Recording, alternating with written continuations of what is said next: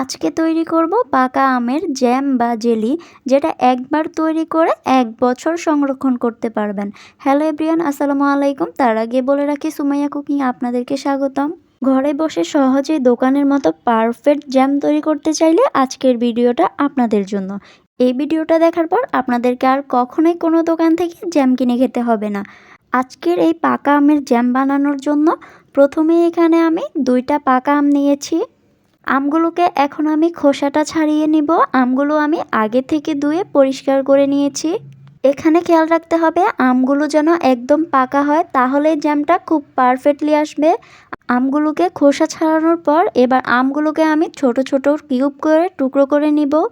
এবার আমগুলোকে একটা ব্লেন্ডারের জাকিতে দিয়ে দিব। তারপর এখানে অ্যাড করব 1 কাপ পানি। আমগুলোকে এখন আমি ব্লেন্ড করে একটা স্মুথ পিউরি বানিয়ে নিব। পিউরিটা যেন আরও ভালো স্মুথি আসে, তার জন্য আমি এখানে একটা ছাঁকুনি নিয়ে নিব। সম্পূর্ণ পিউরিটাকে এখন আমি এই ছাঁকুনিটার সাহায্যে ছেঁকে নিব। আমটা ছাঁকতে কিন্তু খুব বেশি টাইম লাগে না, যেহেতু আমটাতে অনেকটা পরিমাণ পানি থাকে, তাই খুব তাড়াতাড়ি ছাঁকাটা হয়ে যাবে। এবার আমের পিউরিটাকে একটা প্যানে নিয়ে নিব। পিউরিটা অ্যাড করার পর এখানে আমি অ্যাড করব 1 চা চামচ আগার আগার পাউডার, 1.25 কাপ চিনি।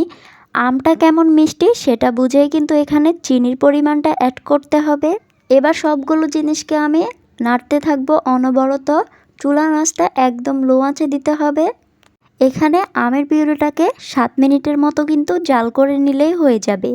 আমগুলো যখনই এরকম একটা স্মুথি আসবে, তখনই বুঝতে হবে জ্যামটা একদম পুরোপুরিভাবে রেডি হয়ে গিয়েছে।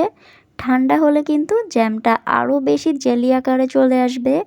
জ্যামটাকে এখানে আমি 5 মিনিটের মতো ঠান্ডা করে নিয়েছিলাম।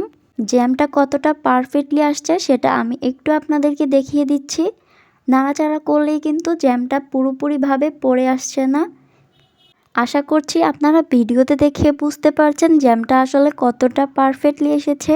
অন্য যে কোনো জ্যামের চেয়ে এই মিষ্টি পাকা আমের জ্যামটা কিন্তু ছোট বড় সবারই খুবই পছন্দ হবে। জ্যামটা পুরোপুরি ঠান্ডা হয়ে যাওয়ার পর এবার আমি একটা কাচের জারে নিয়ে নিব। বছর জুড়ে সংরক্ষণ করতে চাইলে অবশ্যই জ্যামটাকে একটা কাচের জারে রেখে দিতে হবে। জ্যামটাকে আরও ভালো রাখার জন্য অবশ্যই নর্মাল ফ্রিজে রাখতে হবে। এই জ্যামটা প্রতিদিন সকালে পাউরুটির সাথে বাচ্চাদের কিংবা আপনি নিজেই খেতে পারেন। আশা করছি আজকের এই সহজ রেসিপি আপনাদের কাছে খুবই ভালো লেগেছে। সবাই ভালো থাকবেন, সুস্থ থাকবেন। আল্লাহ হাফেজ।